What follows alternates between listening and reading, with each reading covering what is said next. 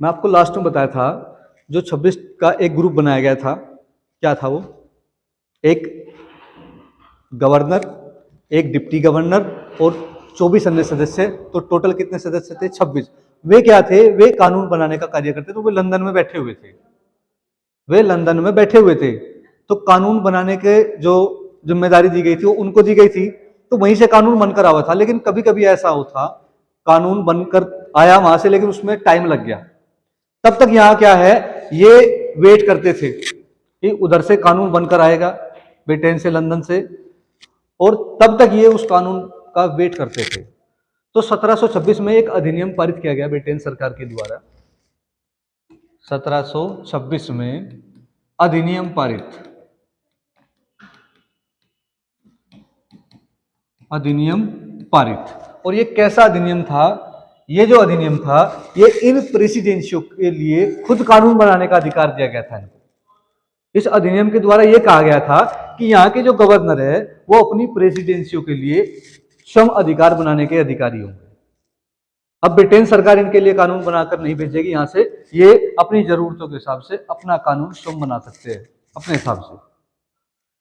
तो 1726 जो अधिनियम आया उसमें क्या था? तीनों प्रेसिडेंसियों के लिए स्वयं कानून बनाने का अधिकार। तीनों प्रेसिडेंसी के लिए, प्रेसिडेंसी के लिए स्वयं कानून बनाने का अधिकार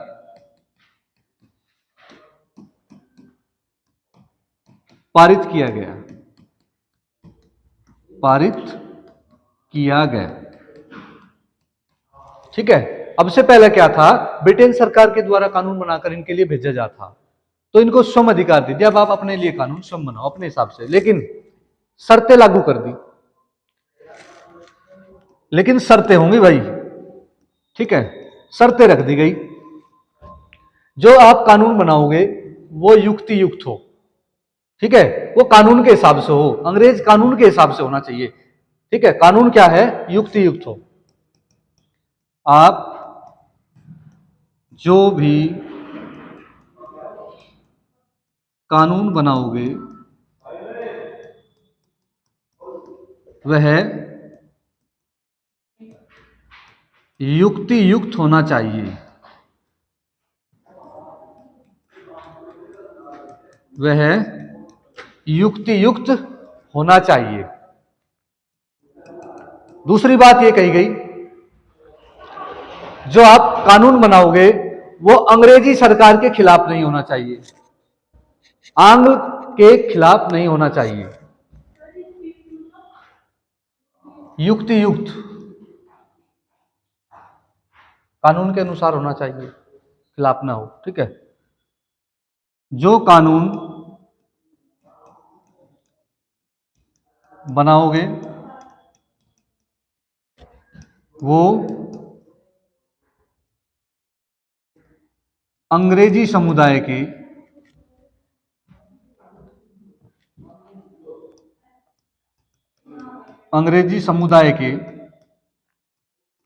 खिलाफ न हो।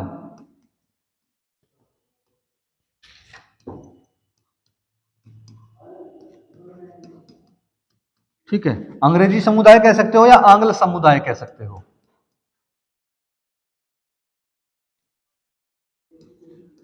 आंग्ल समुदाय के खिलाफ न हो, दोनों बात समझ में आई।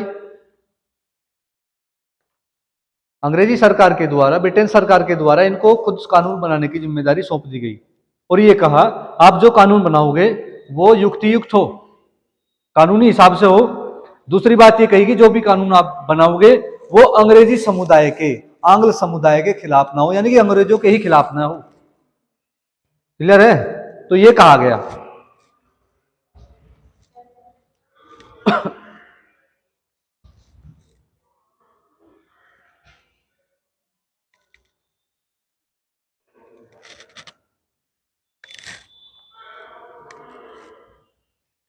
इसके बाद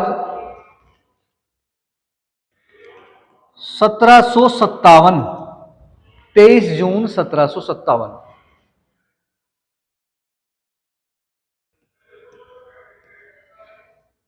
प्लासी का युद्ध,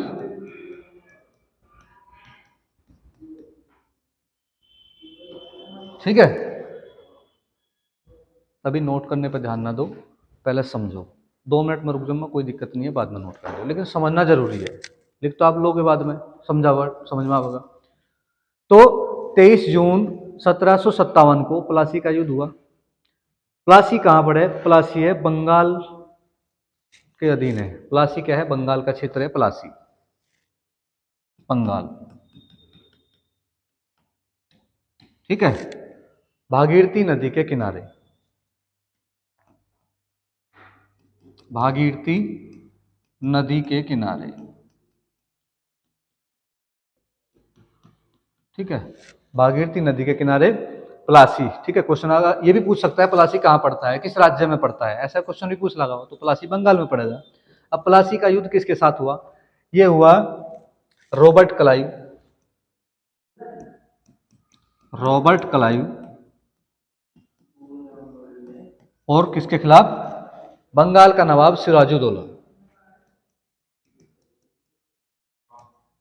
बंगाल का नवाब सिराजुद्दौला।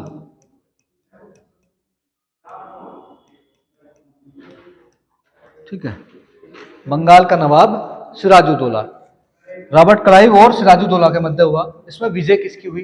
रॉबर्ट क्लाइव की, यानी कि अंग्रेजों की। इनकी जीत हुई और इनकी हार हुई। ठीक है, ये सिराजुद्दौला कौन थे? मैं थोड़ा सा आपको इसके बारे में बता दूं। औरंगजेब की मृत्यु के बाद, औरंगजेब की मृत्यु के बाद बंगाल, उस समय मुगल शासन के दौरान बंगाल अपना एक महत्वपूर्ण स्थान रखता था, व्यापार की दृष्टि से, व्यावसायिक दृष्टि से, उत्पादन की दृष्टि से। तो मुगलों ने भी बंगाल की ओर अपना रुख किया, अपने मुख्यालय बनाए। तो औरंगजेब की मृत्यु जैसे हुई तो वहां पर अलीवर्दी का शासन हो गया। अलीवर्दी, ठीक है, ने अपना शासन स्थापित कर लिया। और जो अलीवर्दी शासक थे उनको कोई पुत्र नहीं था, 3 पुत्रियां थी, 3 संतान थी पुत्रियों के रूप में, कोई पुत्र नहीं था। तो तीनों पुत्रियों में जो एक पुत्री थी उसको कोई संतान नहीं थी, दूसरी पुत्री के एक पुत्र था और तीसरी पुत्री के एक पुत्र था, जिसका नाम था सिराजुद्दौला। तीसरी पुत्री के जो पुत्र हुआ उसका नाम था सिराजुद्दौला। तो जो अलीवर्दी थे वो सिराजुद्दौला को बहुत प्रेम करते थे, बहुत प्यार करते थे, ठीक है, दुलार करते थे। तो उन्होंने उसी समय सिराजुद्दौला को बंगाल का नवाब घोषित कर दिया। अंग्रेज इसके खिलाफ थे, क्योंकि अंग्रेजों का तो पहले ही राजपाट हथियाने का दौर रहा। उनका जो जिम्मेदारी थी वो इससे सिराजुद्दौला को राजा बनाना उनको स्वीकार नहीं हुआ, वो इसके खिलाफ हो गए। तो सिराजुद्दौला का और अंग्रेजों के बीच हमेशा विवाद रहा। तो सिराजुद्दौला कौन थे? पता लगा? अलीवर्दी की जो 3 पुत्रियों थी, तीसरी पुत्री के जो पुत्र थे सिराजुद्दौला, उसको बंगाल का नवाब घोषित कर दिया गया और हमेशा अंग्रेजों का इनका विवाद रहा। तो अब ये जो विवाद रहा वो प्लासी के युद्ध के रूप में सामने आया। अंग्रेज बंगाल को कब्जाना चाहते थे, कब्जा करना चाहते थे, लेकिन सिराजुद्दौला था उनका विरोधी था, सिराजुद्दौला के साथ उनका विरोध चला हमेशा। तो अब जब ये प्लासी के युद्ध में सिराजुद्दौला को हरा दिया तो उसके बाद में क्या हुआ, इसका जो दामाद था, इसका दामाद था मीर जाफर। मीर जाफर सिराजुद्दौला का दामाद था। तो अंग्रेजों ने क्या काम किया, इसकी जगह मीर जाफर को राजगद्दी सौंप दी और एक कठपुतली राजा के रूप में शासन सौंप दिया।